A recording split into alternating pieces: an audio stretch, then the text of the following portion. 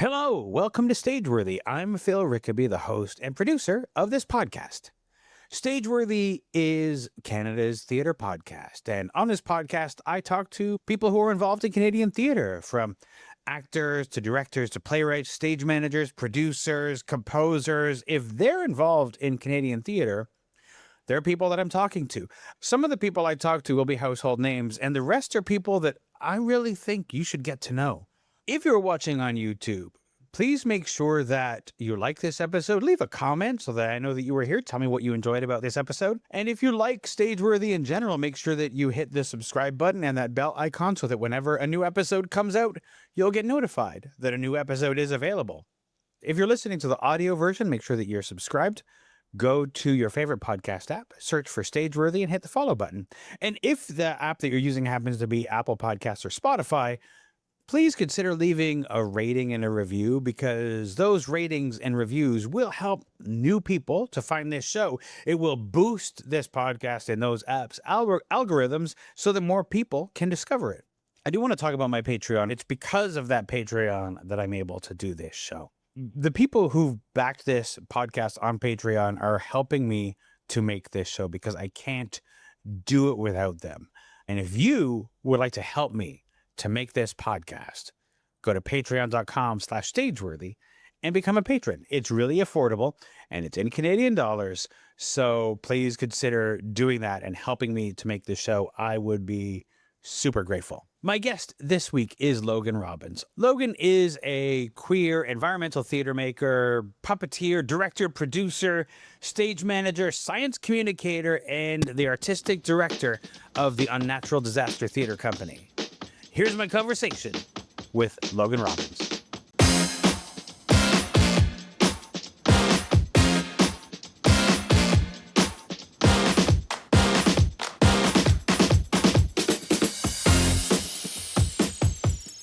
I guess to get started, let's talk about the Unnatural Disaster Theatre Company and tell me what that company is and how did that name come about? Yeah, the Unnatural Disaster Theatre Company is an environmental focused theater collective based in Halifax, Nova Scotia, but our work is happening around the country and hopefully even further one of these days. It started in 2019 as a project with myself and some fellow graduates from the theater program I went to. And the name just came about because I was consumed in school in theater, but I also took a lot of science courses and studied natural disasters and sort of was interested in this idea of, the planet as a whole facing an increasing number of unnatural disasters and what that looks like and how that folds into storytelling and responsibility as a theater maker. So then thus came the Unnatural Disaster Theatre Co. What kind of work do you do? Because I know that you do a lot of puppetry. Is that one of the mandates of the company? So the company, we've really kept it not free from mandates, but as open as we can, just because on one hand, selfishly, I have such a range of interests. And, if I see a really interesting project or play I want to put on or a story I want to tell, you know, it's very open that way. I think the sort of unifying factor is this sense of creating sustainable theater. We do a lot of site specific theater outdoors. We do a lot of new works, a lot of musical theater. There is definitely a lot of puppetry influence because I can't help it. But we do all sorts of stuff from, producing new queer plays to writing musicals about deep sea creatures and all kinds of stuff. I'm curious about the phrase sustainable theater and what does that mean to you? To me, it's an experiment in trying to find out what it means. There's not really a good answer yet.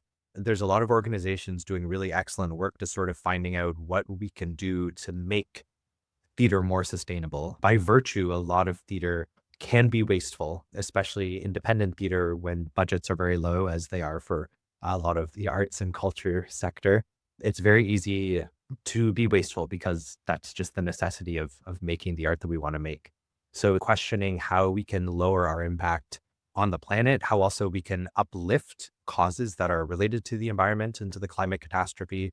So while not every one of our shows deals directly with themes of environmentalism, a large number of them do. So we, try to uplift those stories about the natural world in a way where we're hoping theater can kind of be a way to not only, put on a play that is done sustainably as best as we can, but also encourage people to hopefully uh, challenge their own notions about, you know, deep sea climate change or invasive species, be it in that play. So that's sort of what we're going for, is theater that is, not harming the planet on which we create the theater, because we need the planet to make the theater on it.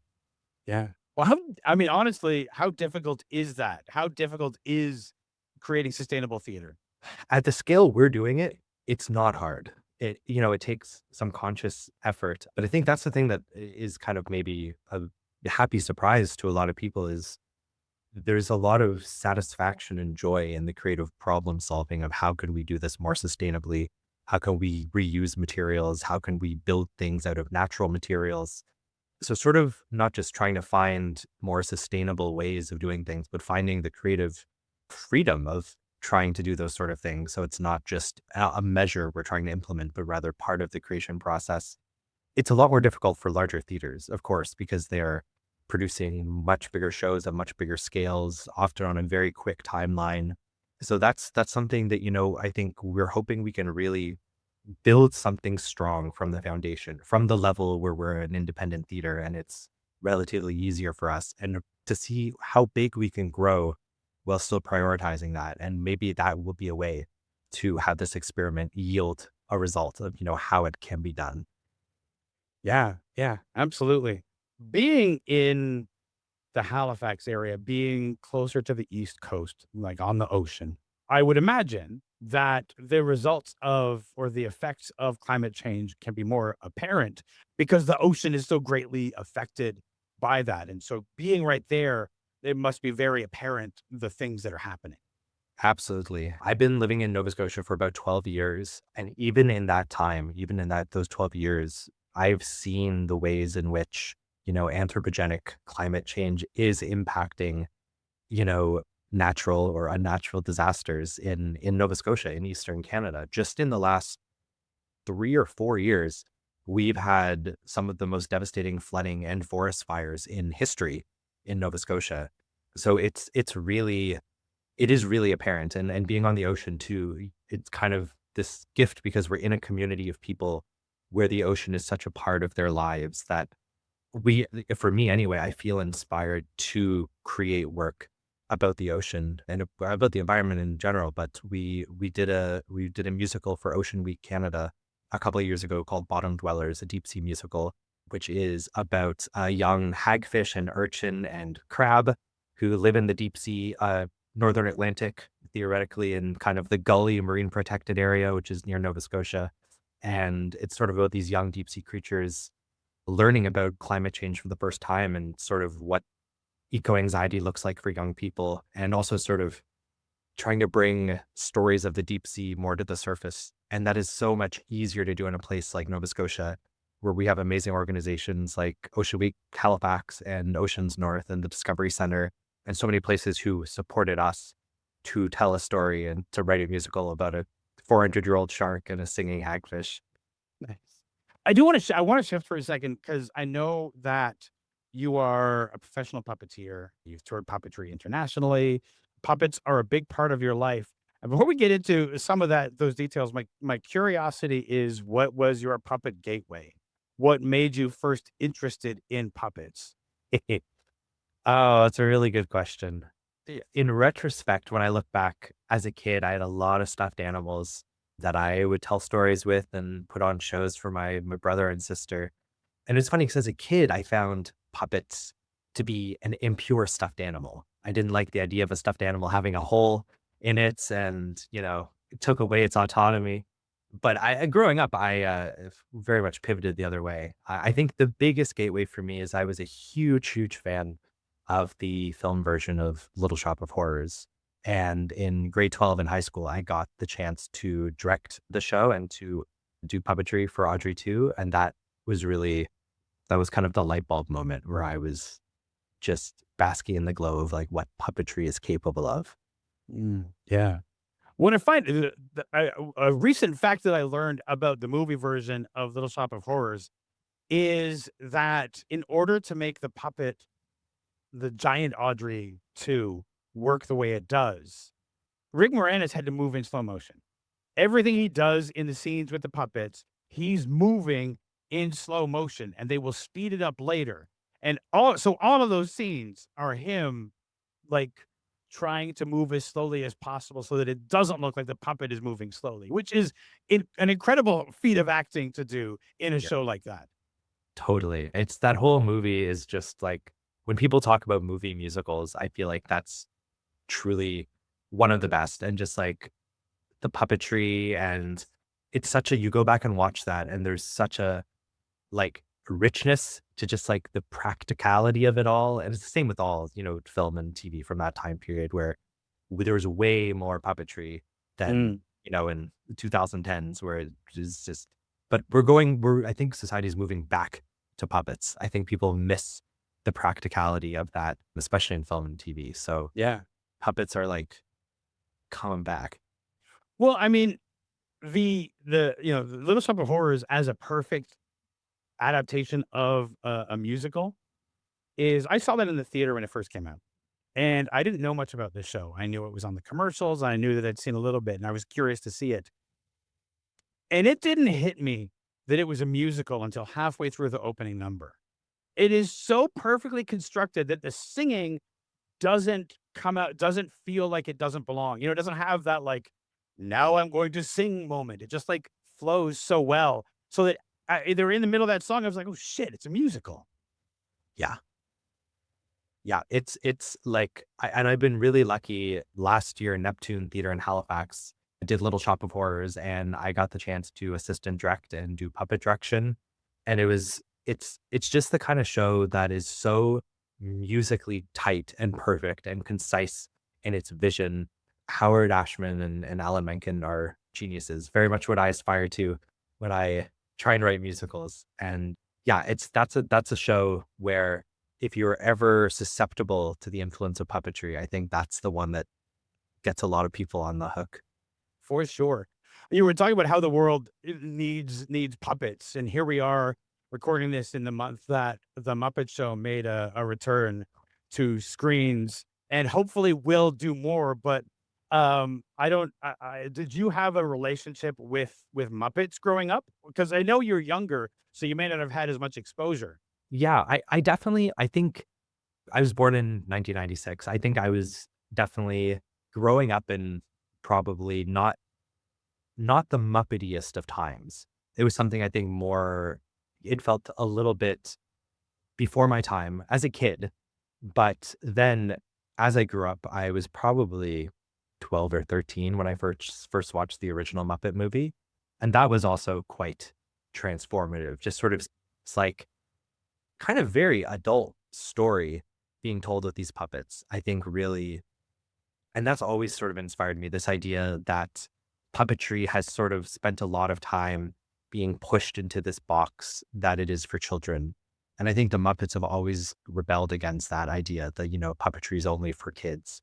And in fact, it can be for everyone. And the Muppet Show did that. This new version of the Muppet Show, we can thank Seth Rogen and Sabrina Carpenter because it was great. I really loved it. The Muppets absolutely have been able to always push against that. I mean, I think they suffered a little in retrospect from their association with Sesame Street, but that wasn't what Jim Henson wanted to do. Yeah. And the original Muppet Show series was absolutely it was a show for grown-ups that kids could also watch. Any of the innuendos fly over the kid's head because they're subtle enough and they're there for the adults to enjoy. And I think that's one of those amazing things. And I agree that it was kind of perfect, this return. Yeah, totally. With that, you're telling stories with your stuffed animals and your exposure to Little Shop of Horrors. When did you start to want to like really work with puppets and make things with them? How did that start for you? Yeah, it kind of felt in a way like it came out of nowhere. I was pretty sure for a lot of my life that I was going to be a wildlife educator. I spent several years as a zookeeper and science communicator and working in a very different industry than theater and puppetry. And I went to university to study marine biology and animal behavior. And within my time in the hallowed halls of Dalhousie University, did a full 180 to my theater degree. And I think what I always wanted was to tell stories about the environment and about animals. And I think I used to think I had to be a scientist who used art. And then what I realized is deep down, I was actually more of an artist who uses science. So I think that got the wheels turning of, connecting people to the natural world and to non-human animals. Puppetry is the best way to do that. And I think those cogs were spinning through my theater degree, but it wasn't until 2019, which is the year I graduated from Dalhousie. I took a puppet course with Dr. Don Brandis, who's an incredible professor at Dal. And then I went to Mermaid Theatre in Nova Scotia and did their 3-week Animotion training program, which is like as full throttle, trial by fire kind of puppetry training as you can do. And Nova Scotia is so lucky to have that resource, 45 minutes from Halifax. So right out of my undergrad, I got fully headfirst into the puppet world. And I was really lucky to get to work on several puppetry and mask projects right after that until pandemic. So I got like just enough in to really sink my teeth into puppetry. So even COVID couldn't take it from me. I am really curious about that 180 that you did in school. How how did that come about? How did you start making that change? How did the idea occur? What happened? Yeah, it happened slowly.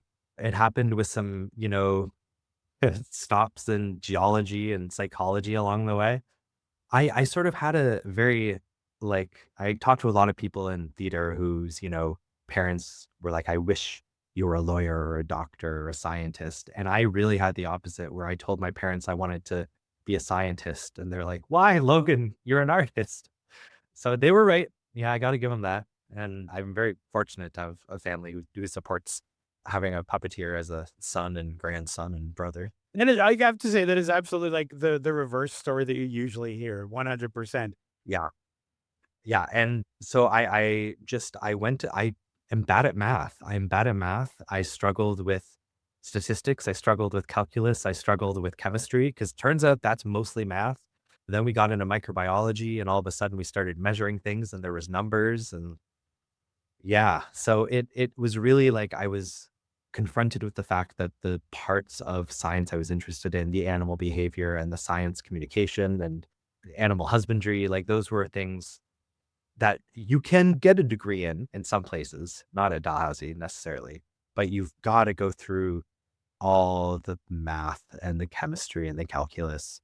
And they were things that my brain, I've come to accept the things that I cannot change about my brain. And one of them is math. And I think once I kind of got over that hump of like, okay, I'm probably not even going to be able to get this degree in marine biology because I can simply not do these advanced functions equations. But then I was also taking electives in theater. So my very first year at university, I needed a writing credit. So I took writing, but theater writing, where I met Dr. Yuri Gantar, who's an incredible professor who pretty much single-handedly kind of took my hand gently and guided me toward the theater path I was always meant to take. And then in my second year, I took a first year acting class as an elective for fun. And at the end of that class, they told me I should audition for the formal acting program just for fun, for the experience, knowing that I was a scientist. And then I auditioned for fun, for the experience. And then they called me and told me I got into the program. And I was like, okay, I'll see you in the fall.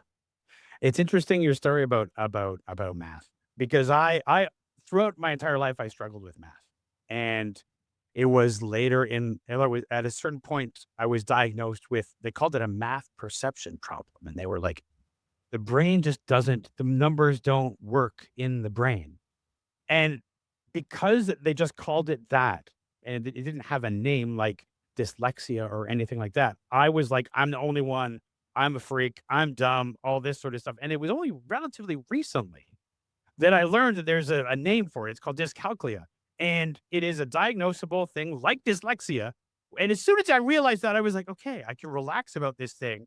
It's not just me. Some people their brains don't do math. Yeah. Yep. I have like very recently, like you, encountered the idea of dyscalculia. And it happened, I was ordering food to a friend's house and they got the app buzzed and said the food was there. And we went downstairs and it wasn't there. And we realized I had put in the address wrong. I put in the numbers just in the wrong order. And we were walking like all along like the streets trying to figure out where it ended up. And then I was just like, this isn't the first time it's happened where the numbers just don't go in the right order in my head. And I Googled that and I went down the rabbit hole and learned about dyscalculia. And I was like, oh, yeah, I guess in the same way that a person's brain could run into obstacles with anything, of course there's something for math. Yeah. Like, of course I'm not the only one. Anytime that I have to write numbers down, like if I'm like looking over here and somebody says, here's some numbers, write them down over here. If it's more than 4 numbers, I'm like concentrating so hard because as Yep. soon as I look away from the numbers, it's like they slip away like air. Yep. No, I'm the exact same. I've gotten in the habit of giving people my phone to like put in a phone number instead of taking it by ear. Because I realize like I will take it and I'll read it back to them and they'll be like, no. Yeah, I mean, was that something that sort of plagued you when you were in public school as you were growing up? Enormously, like truly. And I was a really high achieving kid. I was a teacher's pet. I really, I was the sort of kid growing up who it only took a couple people telling me, yo, you're so responsible. Like, oh, you're so, what a smart kid. And that fueled the fire. So I really had a sort of complex of, oh, if I work hard and I can impress these adults, like this is really great. And like, I like being smart, quote unquote. And math was always this thorn in my side where I was like, I don't know why I can't figure out this one thing when like, Yeah. I can write an essay just fine. I can, do this like genetics square thing. But as soon as it's math, it's like just a nightmare. And my poor father would help me with homework. And like, I think I nearly drove him to the edge because I can only imagine how difficult it is looking at something that, there's an objective answer and your kid's there and not getting it. Absolutely. It's wild because like you, I was like I was in grade 4 reading at a grade 12 level. I was like writing, I was doing all these things, and then math would happen and my brain would fall apart and people would be trying to help me. I made somebody break pencils once. They were so frustrated because I couldn't get the math thing right. Yep. And that was a student, another student, not a teacher, but like I frustrated everybody. Yeah. And it's just like to then finally be like, oh, it's not, it's I couldn't help that. Yeah. But Yeah. there were no supports for that at the time. There was nothing that could get me through that. Yeah. No, I had a very similar experience. And like in retrospect, I'm just so grateful to have had like theater and English class and like those things that I not only excelled in, but also like loved. And like, I'm constantly grateful for my theater community, but especially because it's often a bunch of people who were kids who could not, do long division. I have to tell you, I remember when we were seeing this doctor, just this random story, seeing this doctor who's eventually going to diagnose me with a math perception problem, with what I realized later was dyscalculia. And they were trying to express to me the importance of math. And I've always known what I wanted to do. And so they were like, well, math is so important. What do you want to do when you grow up? And I was like, I want to be an actor. And they went, and they stopped because they were like, they weren't expecting that. They were trying to tell me like how important math was going to be to every career.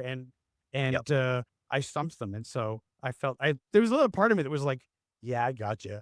Yeah. Yeah. There you go. That's the first acting challenge and you Yeah, nailed it. right there. You started a puppet festival, Yeah. Yes. Very, very recently. like just this past year. Yeah. October 2025. So tell me about the puppet festival and first off, how did it come about and how did it go and what do you want it to be in the future? Yeah. So I first have to say that it only came about because I was part of this ad hoc group called the Atlantic Festival of Puppetry Arts, which was also just this past year for the first time, a bunch of puppeteers and artists from Atlantic Canada, a lot from Nova Scotia, wanting to put together a puppet festival because Atlantic Canada has historically never really had a puppetry festival. So I was working with these incredible artists and presenters from across the province, and we toured some shows, and we had a kind of big final celebration at the Ross Creek Center for the Arts. So that's just a whole other very hugely exciting kind of puppetry festival. But what kind of came from that is just by virtue of where we were located and timing and budgets, there was no plan to really do anything in Halifax as a part of this big Atlantic Festival for Puppetry Arts. So I was like, okay, I'm close to the city. I'm going to do something, because we sort of had come up with this idea that October was going to be puppet month. So anything in October was kind of part of this big dream of a festival. So I was producing a Halloween cabaret called the Macabaret for the second year in a row alongside a Round and Out Theatre Co. And we'd booked the Bus Stop Theatre, which is an incredible black box venue in Halifax, the only black box venue in Halifax because they've gotten rid of all the other ones to make condos. And we had the space booked to do this Halloween cabaret. And I was like, you know what, just for a laugh, I wonder if like the day before is available. And it was. And I was like, okay, well, if I booked a theater for this day already, and if it's available the day before, maybe we can have like a little mini Halifax centric puppet fest. And the response was huge. There was a lot of people interested. Our social media, like I'm not one for like checking views and algorithms that much, but we like spiked when we announced it. It was our most viewed post of all time in the 6 years or 7 years we've been a company, this call about a Halifax puppet festival. So it was just 2 days, and we had workshops and performances and works in progress and short films. Like it was just a big smorgasbord of puppetry stuff. The idea was to keep it really open and accessible so that everyone who wanted to participate could, sort of, for this first year. And it was really great. Oh, and all of this to say, it's called the Objective Puppet Fest. It does not surprise me that an announcement about a puppet festival was like one of the most viewed things, because I think deep down everybody loves puppets, right? Mhm. Everybody loves the inanimate thing being brought to life. And I think everybody has we've had like we've whether we grew up on Sesame Street or things on CBC Kids or whatever, we grew up with puppets. And then there's something about them that is almost always there's a joyfulness to puppets. Yeah. And I think that that's what people respond to. You must have had like this like a lot of response, not just from people doing the puppetry, but the audience as well. Yeah, definitely. I think it catches people's attention because it's new. There hasn't really been a program like that in Halifax. And I think people's just awareness is kind of growing. And like this is all theoretical, but I think something kind of happened with The Mandalorian and with Grogu. And I think there was suddenly this thing where it's like, look at this incredibly high profile puppet that people are obsessed with, and they love that it's practical and real, and that, there's real like people controlling it. It's not just 100% animated. And I feel like there's kind of a moment in time around The Mandalorian coming out. I don't know if it's a coincidence, but I just think there's sort of this became this greater appreciation for like, oh, I actually love knowing something is like tangible and real. And, I think that has sort of like when people hear puppets now, it's not just, oh, I remember watching Sesame Street as a kid. It's like, yeah, like puppets, like the giant King Kong on Broadway, or like, Life of Pi on stage. Like I think there is a greater perception now of what puppetry can be. And it's also, like you said, it's always been there. It's such a universal art form. Pretty much every culture in the world has a historical practice of puppetry, and it's ancient. It's thousands and thousands of years old. There are cave paintings by like early humans that were painted in such a way that against flickering firelight would move to tell a story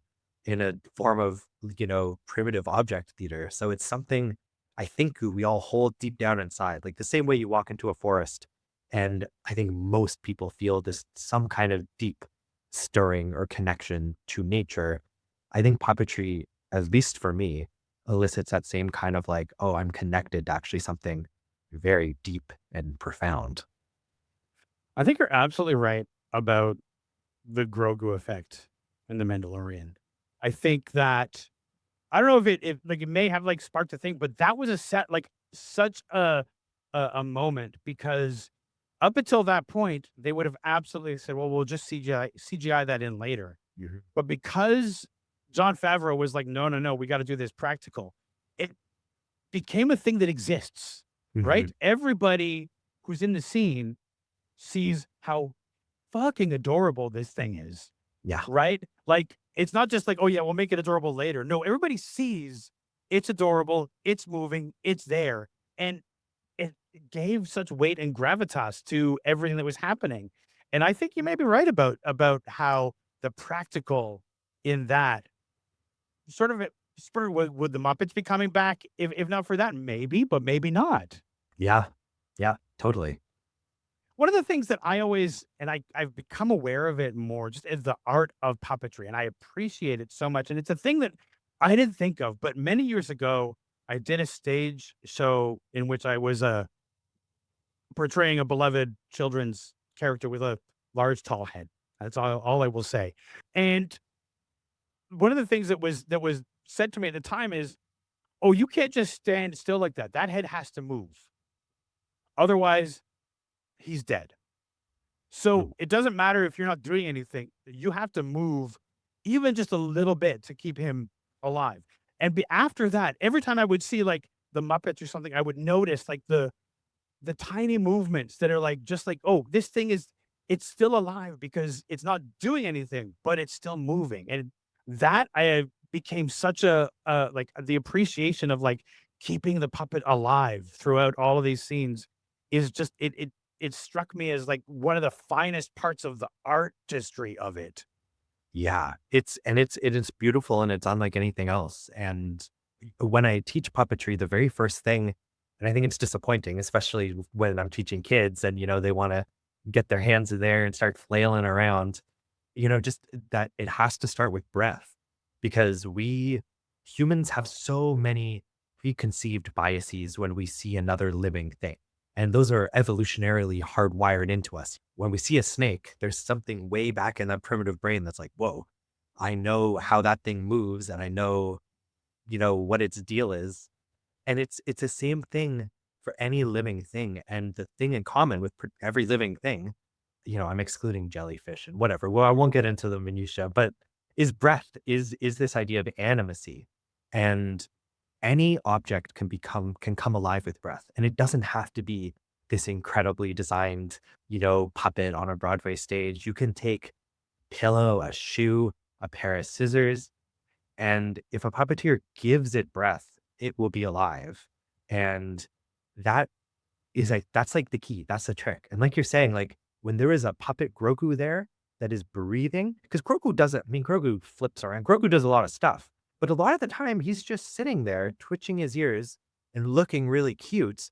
And when you see that, I can only imagine if you're acting opposite Grogu, like that, before our brain can think about the fact that this is not a living thing, we accept its animacy when it is breathing like that. And like that kind of fine work the puppeteers do to me is like magic. Like it feels like a magic show in a way. It is a magic show. And the other thing that becomes magic for me is the fact that like the puppeteer doesn't actually have to hide. Like I've seen video of Jim Henson going on talk shows with with Kermit, with Rolf, with different puppets, and like he's just sitting there acting the puppet. But as soon as that puppet starts to talk, it's the one you're talking to. The eyes go to that. The host, without having to think about it, talks to the puppet, and it's like, oh, it's like because this thing is alive. Now I'm talking to it, and also it doesn't hurt that so many of us have a warm feeling about these particular puppets. But I think that it's a fascinating thing that the puppeteer doesn't have to hide to make the puppet alive. Yeah. It's really like, and even as a practitioner of the puppetry art, it's still sometimes is inexplicably magical to watch. Like when I see a puppeteer, when a puppeteer believes an object is alive, everyone else will believe it's alive. And it's like, it's wild. A puppeteer can be doing the most technically perfect performance, but if they don't believe it's alive, it still won't quite be enough. And as Mhm. soon as and that's a hard thing to teach. that idea of like, you actually really have to believe it. You can't think, I'm going to make this object breathe up and down. I'm going to make the object look left to right. You have to kind of connect through into it. It starts to become what almost feels like a very spiritual practice, but yeah, it's a, it's a cool thing, puppeteering. I want to back up a little bit again, and I want to talk more about your journey towards becoming a theater practitioner. Like I mean, again, apparently your parents knew that you were an artist before you did. So how did they like? Were you mentioned telling stories with stuffed animals as a child? Were you doing theater as a child, things like that? And then what made you not want to pursue that as a career? Yeah, I was always an incredibly theatrical child, to put it gently for myself, both telling stories with stuffed animals and just, I had a lot of character. I really didn't do theater for the first time until I was in probably grade 8. So I would have been 12 years old, and they were doing a production of Peter Pan. I don't remember why I decided to audition or to suddenly be involved in theater when I'd never really done it before. But yeah, it just, that was the time. That's when it kind of seemed to make sense. It's probably more than coincidence that the infamous television show Glee came out around the time that I was like, "Wait a second, I think I might like theater." Yeah, and then I went to high school, and I was really fortunate. Bowmanville High School in Bowmanville, Ontario, has a really great arts program. It's not like an arts specialty school necessarily, but it has a dance studio and a beautiful theater, which the more I tour around, the more, you see cafetoriums, and like there's sort of been this great dispersal of the actual theater. So I am so lucky that, I had a real proper theater in high school. And I just decided, I'm like, I want to sing on stage. I wanted to be a musical theater performer, was kind of the first instinct into it. And I was in West Side Story in grade 9. And then that summer, there was a community theater production of West Side Story. So I did it again. The next year, we did the Laramie Project, which taught me that theater can also be devastating. And then at that point, I was pretty all in. Like I really loved theater. I was taking the theater courses. In grade 11, we didn't do a show at all because of a teacher strike, which worked out for me in the best way. Because in grade 12, they were kind of all still a miss. And I went in with a really good pitch to do Little Shop of Horrors. And I had a drama teacher, Catherine Lawrence, who believed in me. And she said, if you will do all the work and direct the show, then I'll make sure you get the funding, and we'll give you the resources. And I had to find a responsible adult. So I was lucky I had a friend who was a teacher in a different district who I'd worked on community theater West Side Story with, Mike Johnson. And by the time I was finishing high school, like I was a theater kid hard, but I was also working at the zoo and doing conservation and doing wildlife education. And it was sort of this thing where I was starting to kind of formulate this idea of how I could use my storytelling ability and theatricality to toward this purpose of conservation. And like I said, I was just convinced that no one would ever take me seriously unless I had a science degree, which I think is kind of pushed on kids a lot. This idea of that if you ever want to be taken seriously for a certain thing, that's what you have to study. And what I learned was you can be a professional theater artist and puppeteer and write a musical about, invasive hippo species, and people will take you very seriously because you got to know what you're talking about if you're silly enough to do that. And everyone was like, anyone who knew me when I made the switch was just like, yes, this makes sense. And like, it's so much better to feel that you're excelling at what you're doing than doing what you think is the right thing to do, but struggling every step of the way. It is very interesting how I think schools strip the arts out of people because it's not even something that is like all the schools are concentrating on STEM. It's we want science, technology, whatever the E and the M are, but not music, right? Like science, technology, and whatever the other two are. Doesn't matter. But like when what they're doing is they're stripping out all of the things that are actually building empathy and building creativity and all that sort of thing. And so when somebody wants to become an artist or is thinking about that, they don't have the foundation of these things because schools aren't dealing with it anymore. And so it kind of makes sense that you would be like, I could be an artist, but nobody would take me seriously if I don't have a science background, which is wild. Yeah. Yeah. So, and it's the kind of thing where now I look back and, I have no regrets about the extra year it added to my degree and all of the like flipsy flopsy and late nights crying over chemistry homework. Like, I think in the end, what I'm grateful for is now I have, I was able to get more of the knowledge that I think I craved about the parts of science I was interested in, about animal behavior. I took every animal behavior course they had at Dalhousie, which was not very many of them because you can't get a full degree in that there. And, so I think it was as I'm sure they'd be happy to hear at the university, it was all a learning experience for me in a way that ultimately is kind of got me where I am. So I'm grateful to have all that background. But I think, I think I think I learned a lot of lessons the hard way where I think there were ways maybe it would have been great if I could have been set up to learn them the easy way. But it's tough Yeah. because there's a real cultural perception, even still, that this idea of like, if you go into the arts, you're going to be miserable and you'll never succeed. And, you know, Well, not with that attitude, you won't. I mean, there's so many different ways that you can use the arts, right? And it gives you so much, and yet so many people are dissuaded from even like considering it, which is so sad. yeah. Now, I would love to talk to you since I'm in Toronto and I don't know the Halifax scene intimately well. When I was in Halifax for the Halifax Fringe in I think it was either 2017 or 2018. I don't remember which one. And it was the last year of you have the bus stop, and there was another theater across from the Rona, but it was like built into like I Oh, guess an old bus stop. yeah. Yeah. But That it was was, like the last year they were yeah. going to have that because it was going to become condos. Yep. And I know about Neptune Theater, but I don't know much else about the theater scene in Halifax. What if you were to describe theater in Halifax, how would you describe it? Yeah. I think in a lot of ways it's an incubator.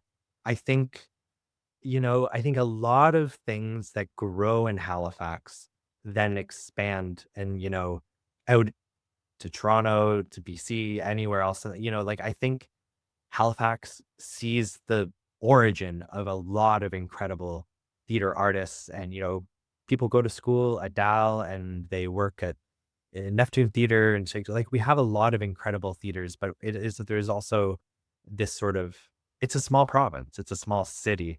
So it's definitely I think it's really not so different than any other theater community other than maybe the scale. But what it really has is this sense of warmth and community. And, any artistic industry, like there's obviously pros and cons of that kind of closeness. But at the end of the day, it's a community of people who all really care about each other and just make some really brilliant theater.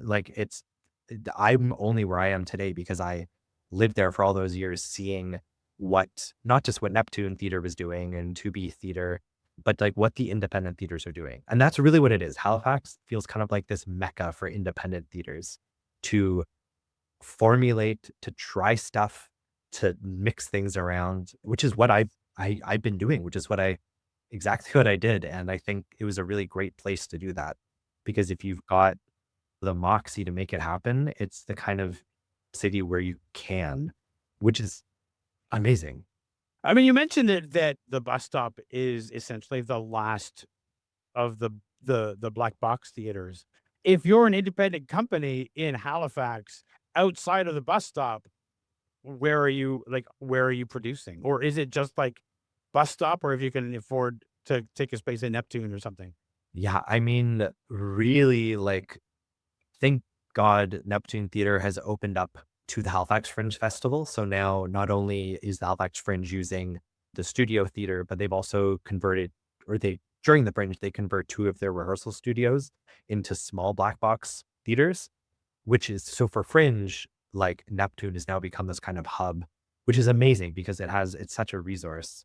But when it's not Fringe season and Neptune is using their spaces for, Neptune stuff, the bus stop is really pretty much all we have left. Shakespeare by the Sea has a great black box-esque theater, the Park Place Theater down in the park. But there's really, I think, in a lot of ways, it's made it really hard for people who want to produce theater. The bus stop theater, I forget the statistic, but they're booked almost every day of the year, which is like amazing for the bus stop. I'm part of the co-op. So it's like, it's a win for me technically as a member owner, but it's also like, it's tough when we have this kind of like one last stronghold for independent theater. And they're amazing, but it's also, like you're saying not that long ago, there was the waiting room theater, there's the living room theater, there was so many of these other little spaces that have just kind of been wiped. But I think it has inspired creativity. A huge part of the reason I have developed so much site-specific theater is to circumvent this problem of space. And, you don't need a black box if you're doing a show in a pond or if you're delivering a show to people's doorsteps like an Amazon package.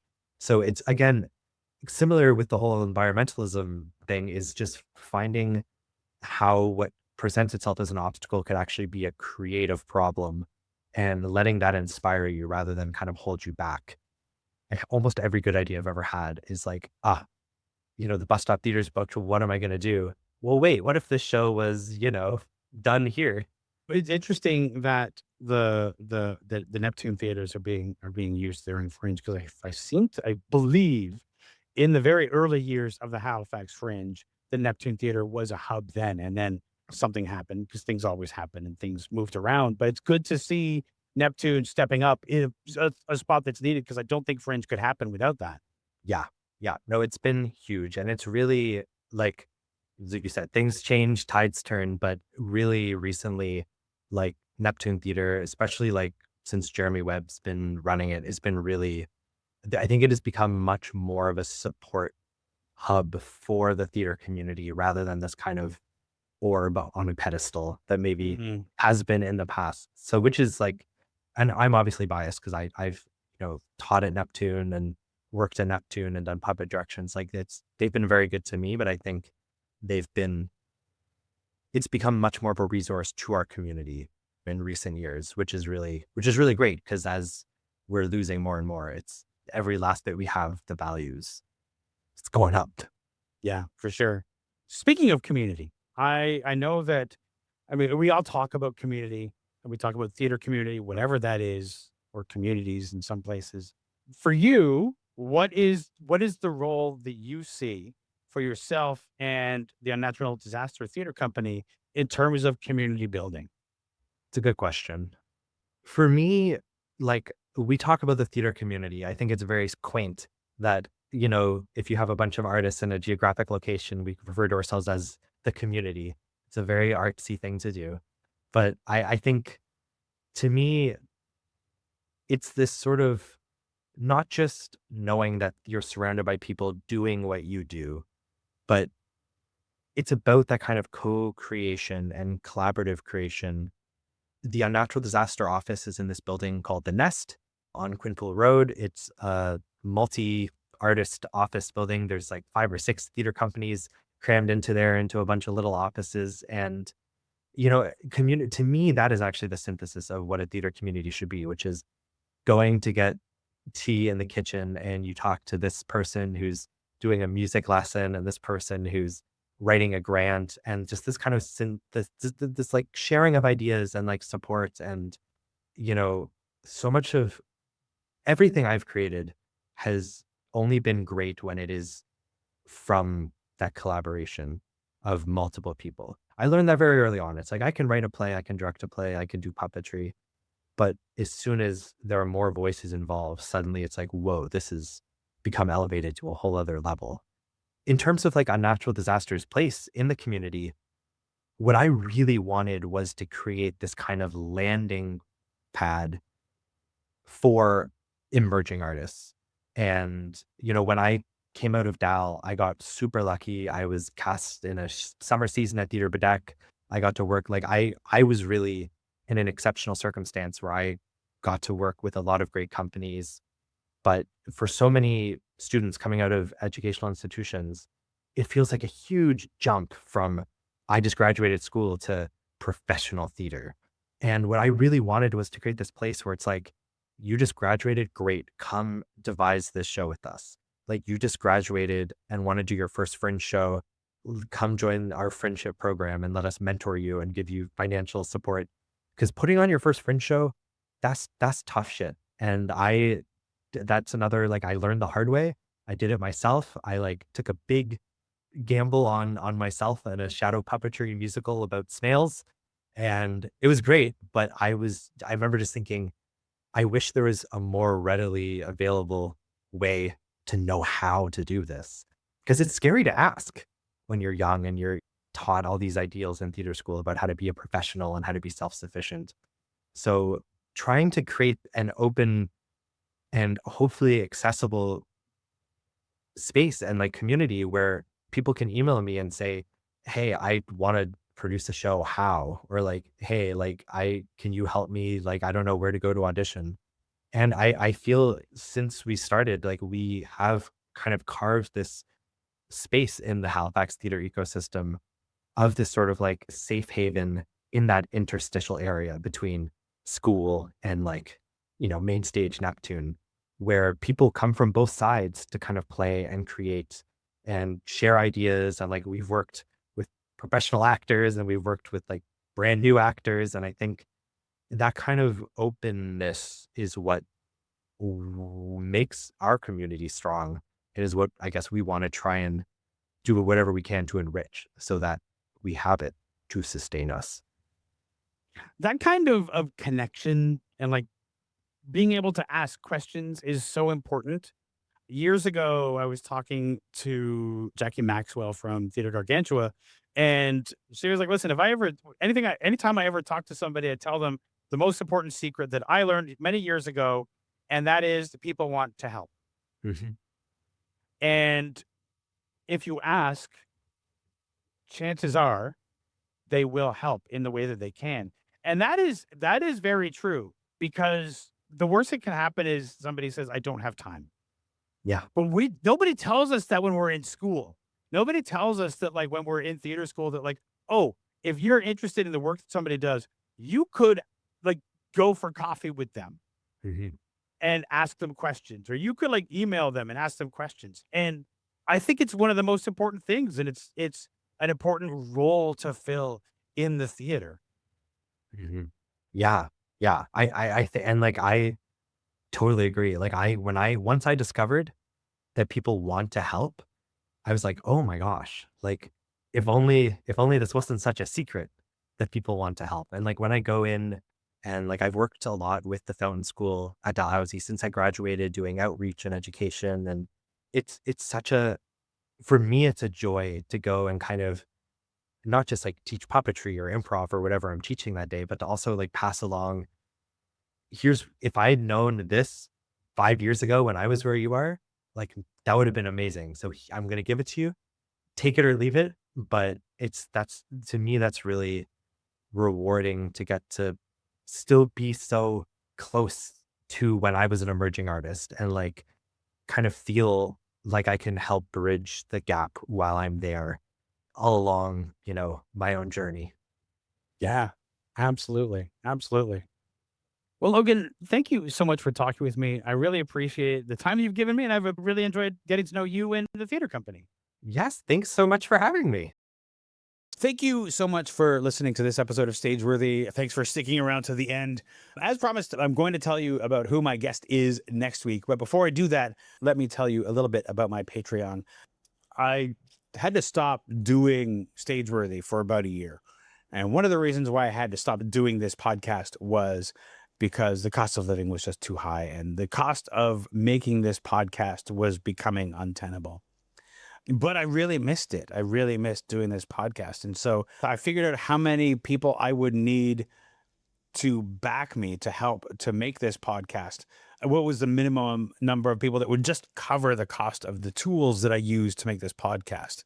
And I got enough people to do that. And then a few more people came on board to help out too, because there are other tools that I wanted to use. It costs money to make a podcast. You can listen to it for free on your favorite podcast app or on YouTube, but For me, it costs money. So I have to pay for a website. I have to pay for a place to host the audio files so they can be distributed to all of the podcast download places. I have to pay for audio, for editing software, image editing to create images for every show. And one of the latest things that I was able to add, thanks to some of the newer patrons, is transcripts, because I really think that people should be able to follow along, and people who are deaf or hard of hearing, or sometimes for some people it's easier to read along when they're listening to something. So I really wanted to have that for that purpose. I've been told in the past how important that is, but again, that's another thing that costs money. So I was able to add that, but only because of the people who chose to back this podcast on Patreon. So if you would like to help me to make this show, and know that the people who back this podcast on Patreon are helping to make this show, please go to patreon.com/stageworthy and become a patron. I would be so grateful for your support, and you would be helping to create Canada's Theatre Podcast. Patrons get early access to episodes. We'll have conversations about things that are important in the theatre world, and I have a few things that I want to talk about. So make sure you get in there, because I think we're going to have some lively conversations. So please consider becoming a patron. Go to patreon.com/stageworthy and become a patron. My guest next week is Alexis Milligan. Alexis is a Canadian actor, movement specialist, and director. She's the resident movement director at the Shaw Festival and the host of the Let's Get This Shaw on the Road podcast. She's also the director of the groundbreaking Theatre of Medicine program created in partnership with the Canadian Royal College of Physicians and Surgeons. So tune in next week for that conversation with Alexis Milligan, and I will see you then on the next episode of Stageworthy.